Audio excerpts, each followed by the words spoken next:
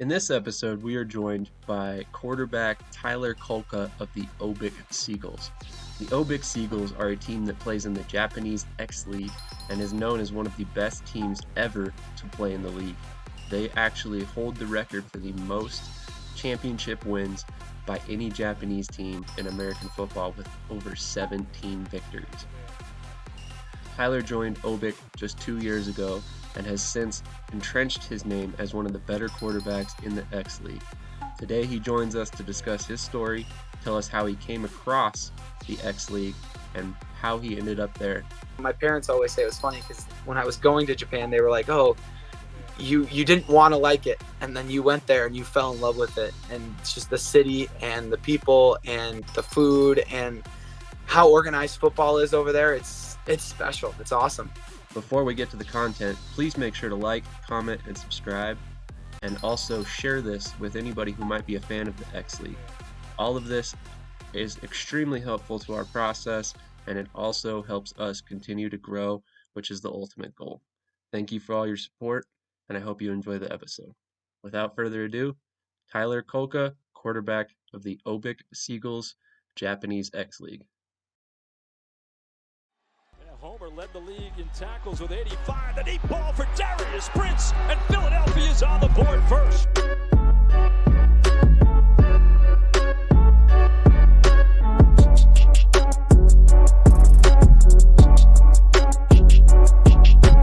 On the draw, this is Grayson Allen. And Allen weaving his way all the way down to the 22. 10-yard line, 5. Mayfield. All around. Throw it as far as he can throw it. Jump ball coming. Crazy stuff. Not this time. And you want to be a wide receiver. You're going to have to take a little bit of a hit like that as Brown got him in that shoulder. But watch. Those are teeth. Do we have a dentist on staff here?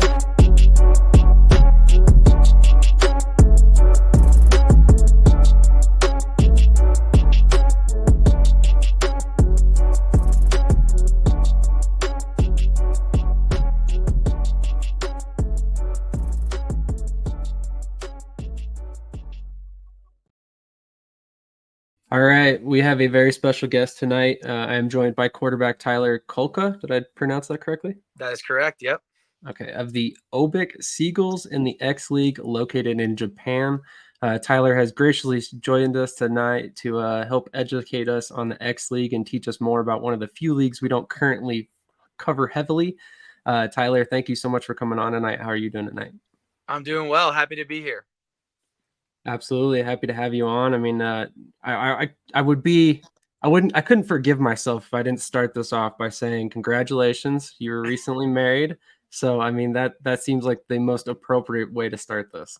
Yes. I'm very happy. Just got married on Saturday. So it's a special occasion. Obviously, me and my wife are so happy. And we're excited to go back to Japan and, get back to football. So it'll be awesome.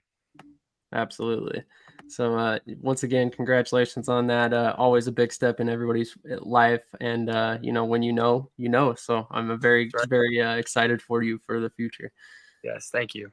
Absolutely. So I'm going to preface these first few questions by saying this was primarily going to be about the X League when I first contacted you. But in researching your college career, there's so much there and just so many interesting questions I wanted to ask you that I figured I might as well put them on camera. So let's do it. We're going to go ahead and jump into that, and then we'll get into the pros a little bit. But you attended a school that I told you off camera I really didn't know much about. If I'm being completely honest with everybody watching, I'm more a football fan than any other sport. But after doing a little bit of research, it's because this program did not have a football team for 70 years due to World War II, if I'm not mistaken. That's correct. Yep. Now, you can obviously explain this a little bit more, obviously, because you were a member of the team, but what was it like helping a program start from the ground up? And what was that, or what was it about that drew you to Lawrence? To be honest, well, for me, it was even more than that. I mean, for me, coming out of high school, I was planning on going to BYU. I was going to walk on after my high school career. And, going through, I went on a 2-year Mormon mission afterwards. And 2 months before I came home, I felt like God kind of blessed me. And blessed me with an opportunity. And basically, the new coach at Lawrence Tech called me and said they were starting football for the first time in 70 years. And he wanted me to come and be the quarterback. And I was like, I think I got excited about the opportunity to, be the guy instead of just going to maybe a walk-on role. Everyone says, go where you're wanted. And so for me, I was like, well, this is where I'm wanted. So this is awesome. And obviously I wanted to be, I wanted to get my degree in engineering. So that was another big thing too. And so for me, it was kind of, 30 minutes from home, where it was like, it was far enough away, but it was, also I could go home and see my parents and stuff like that, which was awesome. And I'm really close to my family. So I think that's why, through the recruiting process, I ended up choosing Lawrence Tech. And then, through the process of building a new program, it was kind of like, you wanted to put your name on something. That was the thing that was exciting. Right. And so, obviously where there was hardships, obviously there was things, not having a locker room and having to put our pads on the balcony in our apartments or whatever was, little things like that was obviously a struggle. But at the end of the day, like it was awesome. It was an experience I'll never forget. It was so cool. That's interesting. I had not even thought about the fact that you guys might not have had a locker room at first. Yeah. Is there one now? They have trailers over there. Hey, that's progress. Hey, there you go. We got something. There's LTU stickers on the trailer, so that's kind of cool. And the stadium's nice, and it's getting better, little by little. And so, they're slowly building it up, and it's becoming more and more of a great place to be. That's awesome. I'm glad to hear it. I mean, obviously, it's not going to happen overnight, so you got to kind of take baby steps sometimes. So, obviously, it's not always easy, especially for the players a lot of the time. Exactly. So, arriving at Lawrence, you quickly become a starter, and you seem to immediately find success under head coach Jeff Duvendek. Did I pronounce that? Yep, Awesome. that's correct. A former player himself. You guys end up going 5-3. Talk to me about this first season, getting the program off the ground. I mean, what was the difficulties? What went well? Were you surprised that you won so many games? No, not surprised. We had a good group of guys, really good core group of guys, and our first season, it was interesting. We didn't really play in like the NAIA yet. And so for me, it was kind of like we kind of get our feet wet. We played a Division II school. We played a Division III school. We played, some NAIA schools. So it was kind of like we played a hodgepodge kind of schedule. And, we really had a solid group of guys, and we came out and played really well in that season. And, it was a really, really good start and, really promising for LTU, thinking, oh, this is going to be something really special. And we were all really, really excited for the future. Absolutely. Yeah. I mean, it seemed to, take off very easily at first anyway, from the outside looking in anyways. Yeah. So I know sometimes statistics can be wrong, but, looking at your second year statistics, you were handling punting as well? Yeah. So that was, going from the first year to the second year, it was a little bit of a struggle. We ended up losing our defensive coordinator. He ended up going to coach of Saginaw Valley, Coach Q, great guy. And with him, as, Deion Sanders did, I bring my baggage with me, whatever. That kind of happened with us. And, I get it. He's a great coach. And I really, adored him as a coach. I thought he was a great, great coach. And so, he went and got a job at a Division II school with Saginaw Valley and took a good amount of our talent on defense. And so going into that second year, it was rough. We lost a lot of really good players that, really shored up our defense, and it was tough to stop people that second year. And then, of course, as you said, I mentioned our punter got hurt. And so we ended up punting. I ended up punting at the end of the year, which was just like the quarterback pooch punt or whatever. But I did pretty good. I think every punt was down within the 5 or the 10 or something like that. So I was booting it pretty well. I was going to say, statistically, like I said, sometimes they're wrong, but you had 6 punts, 4 were inside the 20. So, I mean, by my count, that's pretty dang good. Yeah, exactly. I was doing well. Was that something that you had ever done prior to that, or was it just something? My freshman year of high school, I was the punter. And I did pretty well. But we had a kid that really could boot it. He actually ended up going to Wayne State as a receiver. Was a D2 school here in Detroit. And he ended up going there as a receiver, and then he ended up becoming the starting punter as a freshman. So he was a stud punter, and so he ended up punting the rest of high school. But then like in college, they were like, oh, I could do it a little bit. And then I did it in practice and like, oh, it's pretty good. And so, yeah, when our punter went down, they're like, all right, we're just going to pooch punt it, do the Tom Brady pooch punt. So that's what we set up and that's what we did. Hey, it must have worked well, obviously, given Yeah. the Yeah. statistics. Yeah. Yeah. Obviously you don't ever want to punt as an offense, but yeah, I did pretty good at it. That's awesome. So just after the 2019 season, I noticed that you had a head coaching change, which I felt like might have been kind of interesting for you from your perspective. You went from an offensive coach to a defensive coach. Yeah. Was this move made easier for you with the retention of Keith Beckham, offensive coordinator? Yeah, that was a big thing for me. From what I understood, I felt like my first 2 years, it was very much Duve's offense, Coach Duvendeck's offense, which is a great offense, very pro style. I take pride in, a lot of the things of being able to play in different offenses. In high school, we ran the run and shoot, very spread offense type. And then going into college, I ran a very pro style offense my first 2 years. And then when Coach Beckham kind of took over and was able to kind of really take control of, the offense or whatever, we ended up running a very RPO heavy style of play, a lot of RPO bubbles, a lot of screens. And then also not only that, but we really threw the ball downfield a lot, which, I feel like I can take pride in my ability to throw the ball down the field. So it was a really good change, I feel like. But again, I felt very comfortable in the offense of running the pro style offense. But I think at LTU specifically, we struggle with retention at offensive line.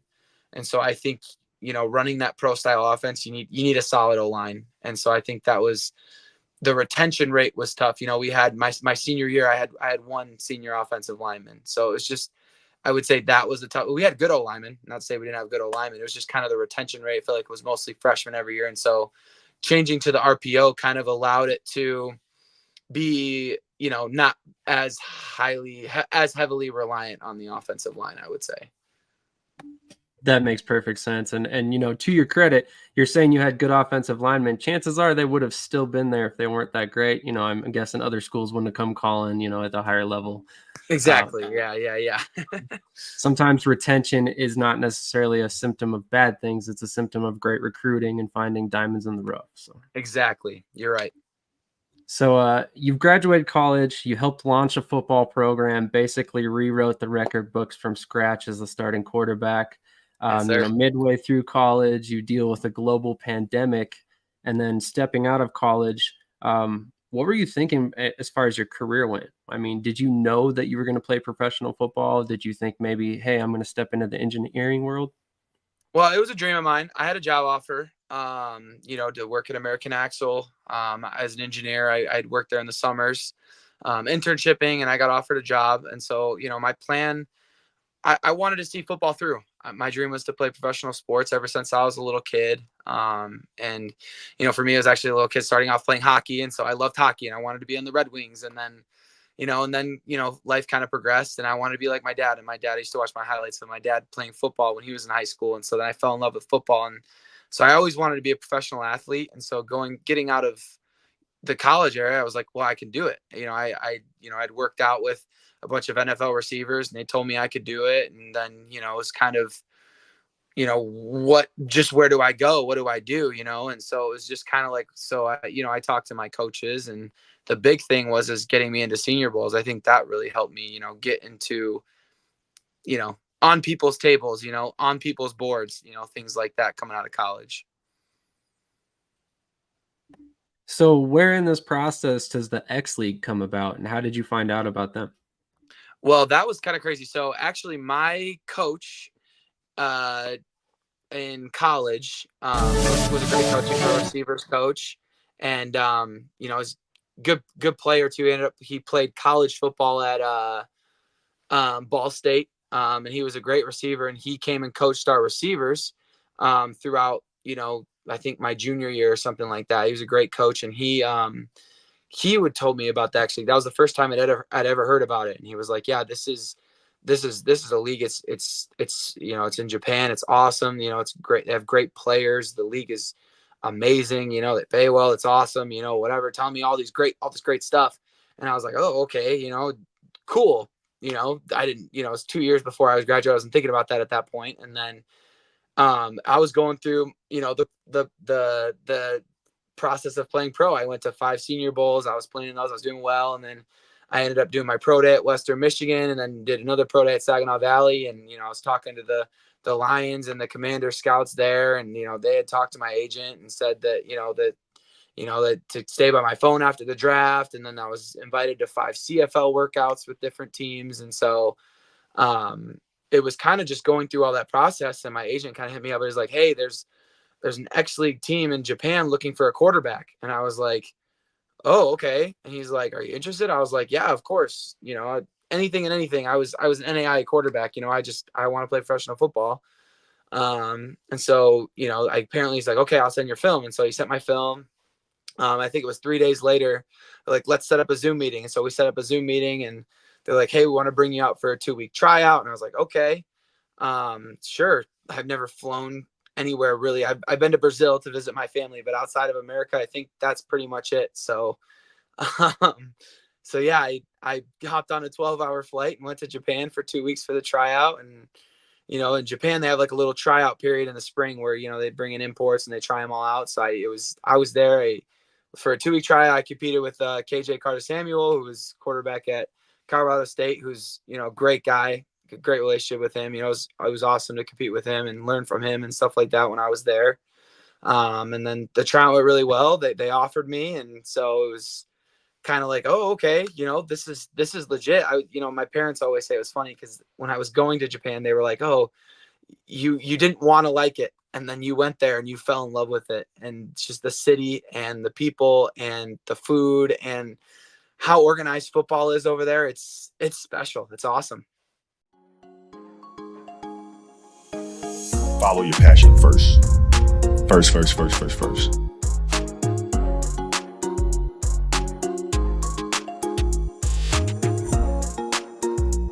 It's the most fun thing in the world. You get up in the morning excited about what you're doing. And you got to be really honest with yourself about it.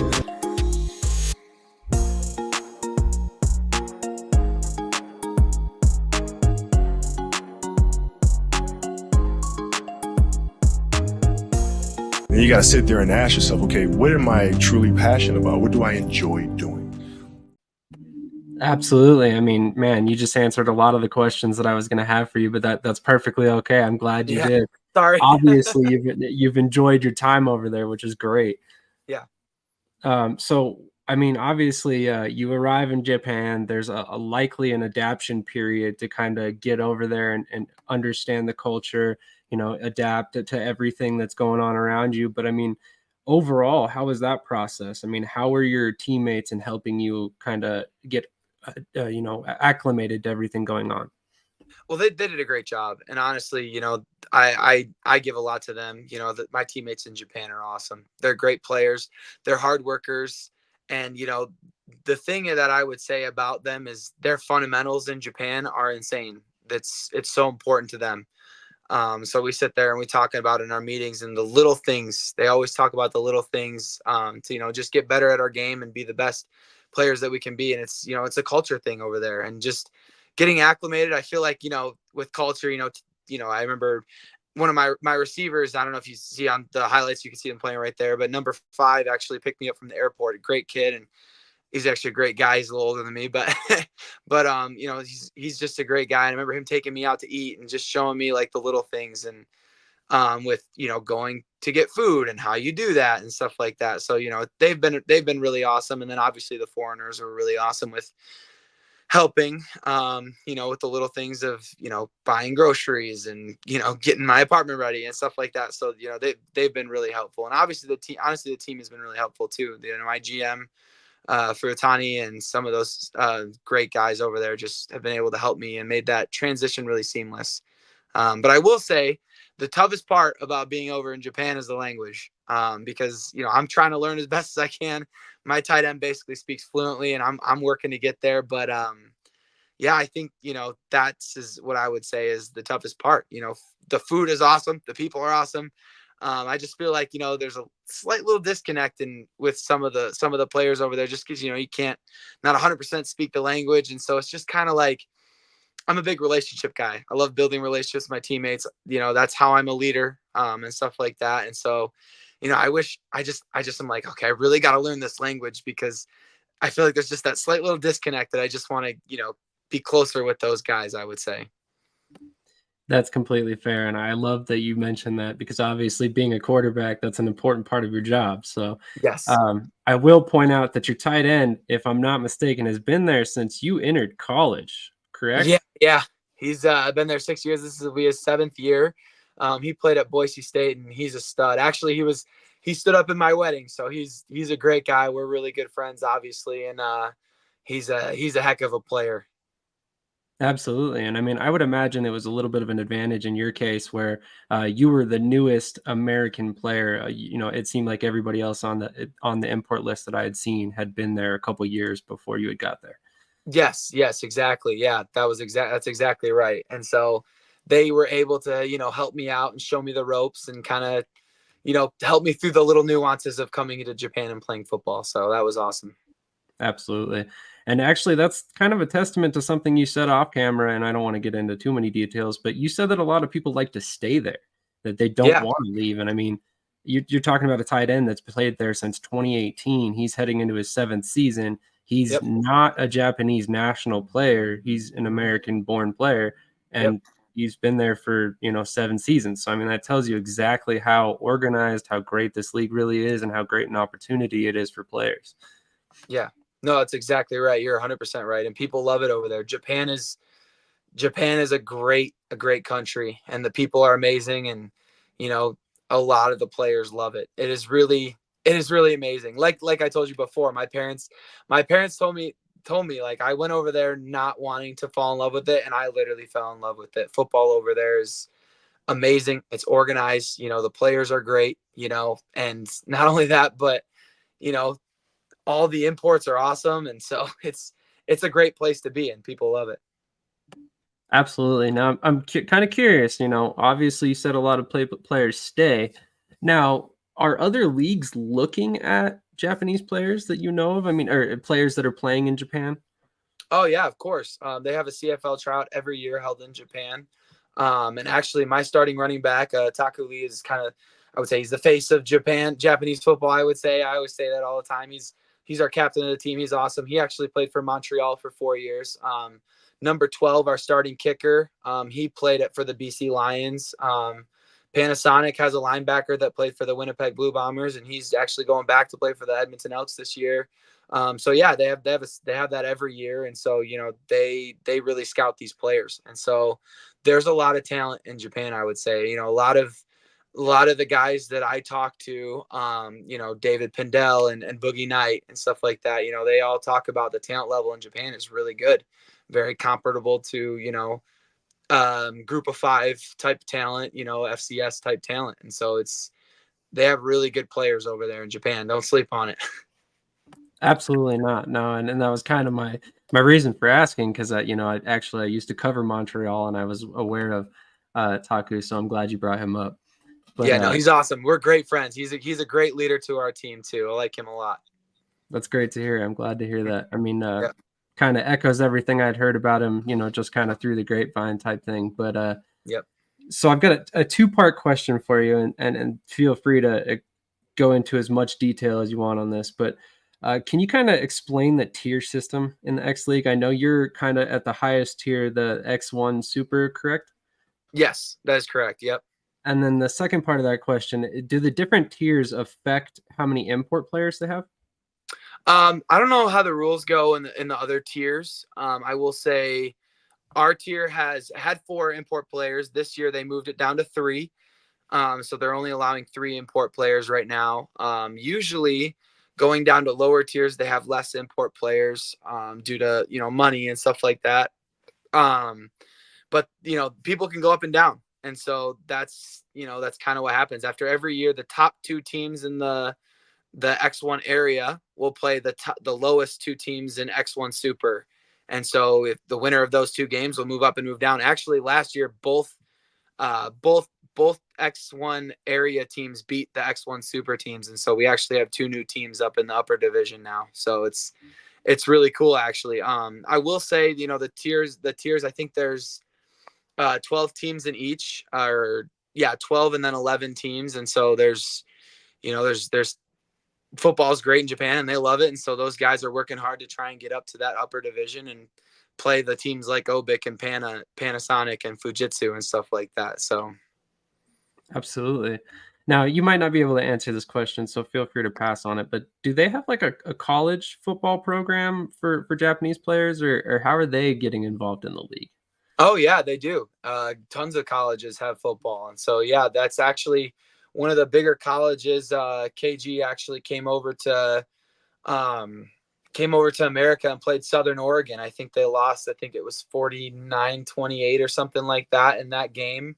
But they came over and they played an NAIA school, Southern Oregon. So yeah, college football is pretty big over there as well. I can't remember. I think it's the Koshian Bowl is what they play in every year, which is the college championship or whatever. But yeah, so no, college football is pretty big over there. Gotcha. Okay, so there is some sort of lead up process into the league that makes this talent level so good, which makes Yes. sense. Correct me if I'm wrong. The league's been around since like the 70s, right? Oh yeah, it's been around for a long time. Yep. Absolutely. That explains a lot when it comes to the influence in the country. Yep. So talk to me about the Peach Bowl. I obviously cruising on your Twitter, saw your Peach Bowl highlights. What is the Peach Bowl exactly? Oh, the Pro Bowl, is that what you're talking about? Yeah. Yeah. So basically in Japan, there's two seasons. So basically you have your fall season, which is the big season with all 12 teams in X1 Super. And you have three different conferences and you play everybody from your conference and they play 3 out conference games. And then they place you in a tournament. It's usually 8 teams out of the 12 make the playoffs. And then, you play quarterfinals, semis, and then championship, obviously, which is the Rice Bowl. That's the big championship in Japan. And every year it's played in the big Tokyo Dome there, which is a huge baseball stadium. And I've heard there's 40 to 50,000 people there every year. And it's like an NFL stadium. They do entrances with the spotlight and the smoke show and all that stuff. So it's really cool. So that's obviously the goal this year. Last year we lost in the semifinals to Fujitsu, who ended up being the champions last year. So that's obviously our goal this year, and that's the plan. So the Pro Bowl is the spring tournament. And so in the spring, usually teams don't travel. So you have your 8 teams that are kind of bouncing around the Tokyo area on the east side of Japan. And then you have 4 teams on the west side of Japan with that are really good as well. And so the Tokyo side has what they call the Pro Bowl, and they just put all 8 teams in a tournament, and then they play in the spring, just usually from your record from last year or something like that. I don't know how they seed it. But so yeah, they call it the Pro Bowl, and that would be the Tokyo tournament. And then they have something called the Green Bowl, which is basically just a 4-team tournament from the teams over like in the Osaka area of Japan. Interesting. Okay. Yeah. And is that the 2-week trial you were talking about, or was that separate? So the 2-week trial usually happens in the early stages of the spring season. So usually I came into Japan back. So I came back from the fall season last year in December, like around Christmas time. And then was here for 2 months. I went back mid-February for camp. And so usually it's during that camp time because the Pro Bowl doesn't start till May. So you start practicing like March for like 2 months, and it's one of those 2 weeks in there that they bring in players to try out. Gotcha. Okay. So Yeah. I think that's what I'm getting mistaken. The Peach Bowl, I believe I read somewhere, is like some sort of tryout type situation. I don't know. Oh, maybe gotcha.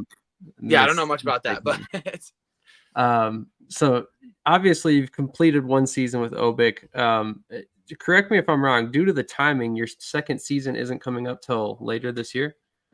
Yeah. So we just finished the Pro Bowl as this little spring tournament. We ended up beating Fujitsu in the championship game in double overtime, which was an awesome game. And that was the team we lost to in the semis that won the championship last year. So we were gunning for them. And so, but our first game for the fall season is August 31st. Actually, me and my wife fly back to Japan July 11th to go start practice and camp to get ready for the fall season. Oh, very nice. So camp's a little over a month then?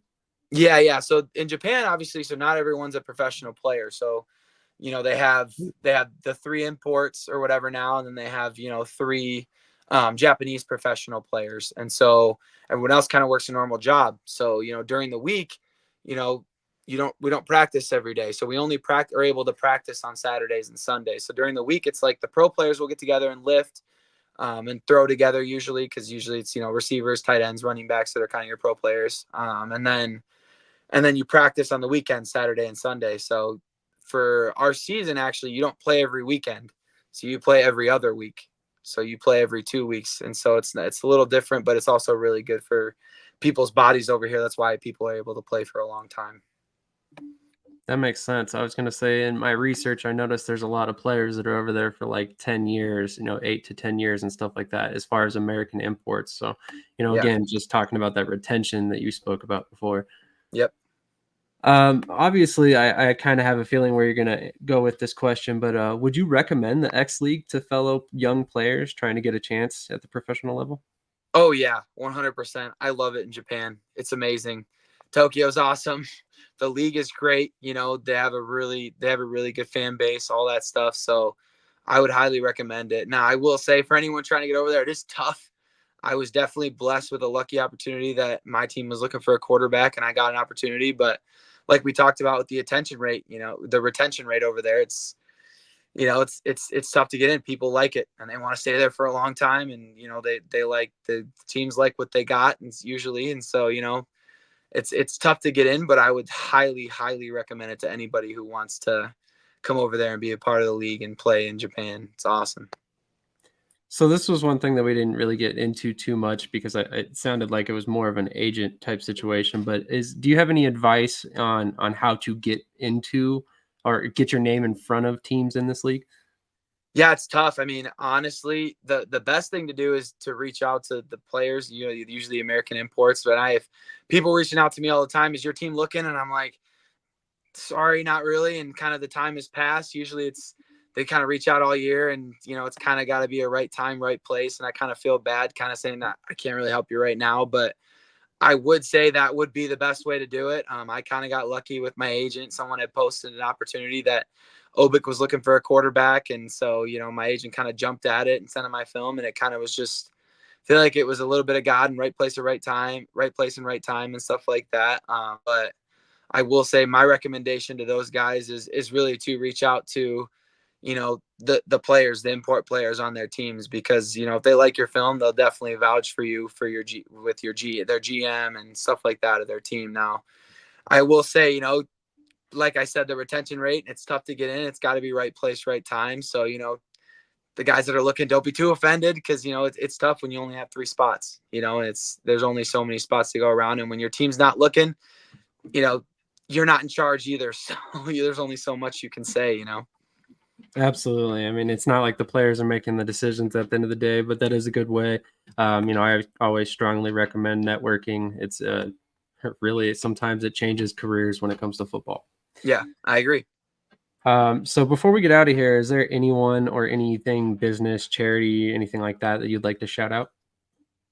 I would say I shout out the Obic Seagulls of Japan and the X League, and how amazing they've been to me. And, I'm so excited for that fall season. Let's go win the Rice Bowl. And then I'll definitely shout out my beautiful wife, Kirsten. And I'm so excited to continue and start our life together. So it's been awesome so far.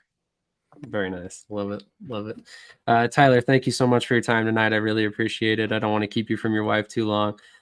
Really appreciate you coming on and kind of educating me about the X League. It's always been a league that's intrigued me. I talked to a lot of players. I know some guys that have played over there, and they've always spoken very highly about the league. But I've never really sat and asked a lot of the questions that you allowed me to ask. So I really appreciate that. Of course. Well, I enjoy doing it. The X League is great, and I'm always here to talk it up and talk about how amazing it is. So it's definitely blessed me. Definitely. Well, we would love to have you back in the future, hopefully right after you win the Rice Bowl. Of course. That's the goal. I would love to come back. Hopefully we can. I mean, we're ready. We're ready to go do it this year. It's going to happen. This is our year. Awesome. Glad to hear it. Well, thank you once again, and I really appreciate your time.